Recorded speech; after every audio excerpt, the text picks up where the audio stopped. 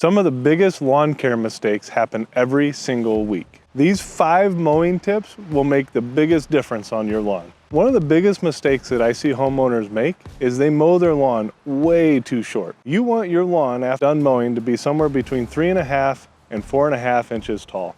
To give you an idea of what that is, if you stand a credit card up like this, that is the height that I want your lawn to be at after you mow. Now here's one thing. Most mowers do not have the correct height on the dial that they have. So if it says 3.5 inches, chances are your lawn is not being mowed at 3.5 inches. So that credit card test is one of the best ways to judge if you're mowing your lawn at the correct height or not. So why do I want you to mow your lawn at 3.5 to 4.5 inches? Well, to do that, I want you to look at this solar farm. A solar farm has these big, large panels to capture the sun and create energy.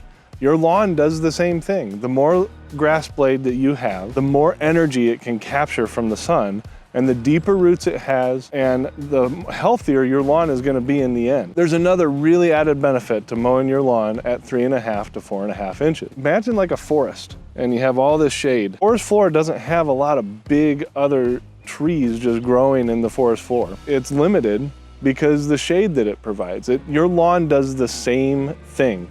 It prevents those weed seeds from growing only if it's mowed at the right height. It actually shades the bottom of your lawn and cools your soil temperature during those hot summer days. And that is a tremendous benefit for your grass here in northern Indiana, where we have cool season grass.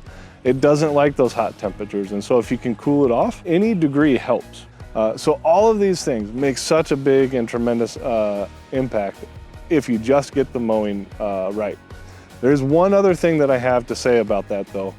Your mower dial, if it says 3.5 or 4.5, I guarantee is not mowing at 3.5 or 4.5 inches. Use that credit card test to figure out what the correct dial is on your particular mower. All right, so the next mowing tip I have for you is I don't want you to mow more than 1/3 of the grass blade off in any one mowing. So that means if your lawn is 6 inches long, then I don't want you to mow anything below 4 inches. Now, why is that?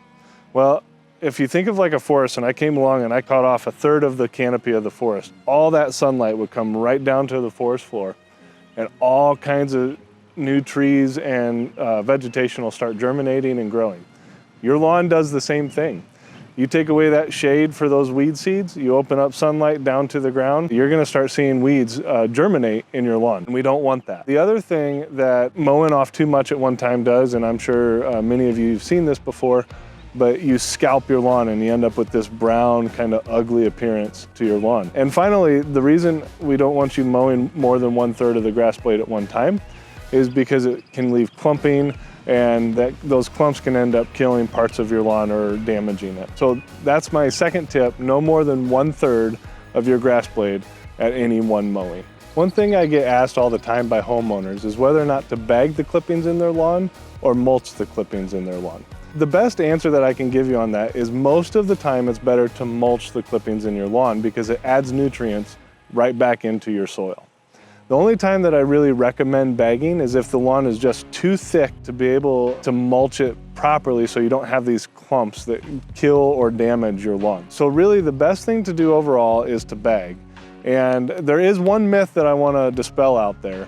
It does not add to thatch by bagging your lawn. Your grass blades are made up of mostly water, and that just goes right back into the soil. You don't really add to your thatch layer by bagging. Start mulching your lawn and you'll see a difference. All right, mowing tip number 4. This one actually is one of the hardest ones for a homeowner to do, and I understand that, but it's worth it if you can do it. Put sharp blades on your mower 3 to 4 times during the growing season. This will make a difference, and here's what happens. If you don't have sharp blades, it kind of tears the top of that blade. That causes more surface area for disease to infect your lawn. So that is one way you can help prevent disease just overall throughout the season, is by having sharp blades. Beyond that, it'll get rid of that kind of brownish tint that your lawn has a couple days after it mows. It'll be a nice clean cut, and you'll have a better looking manicured lawn. Okay, last tip that I have for you. If you have a riding mower or a zero-turn mower, I want you to change directions every time you mow. If you mow diagonally one time, mow straight the next time, mow the other diagonal the other time. Here's the biggest reason for this is because if you mow the same pattern every week, you will end up getting ruts in your lawn. It'll turn bumpy and uneven, and I've never really talked to anybody that likes that. So if you change your directions, you'll thank me because you're gonna have a much more even lawn over the years.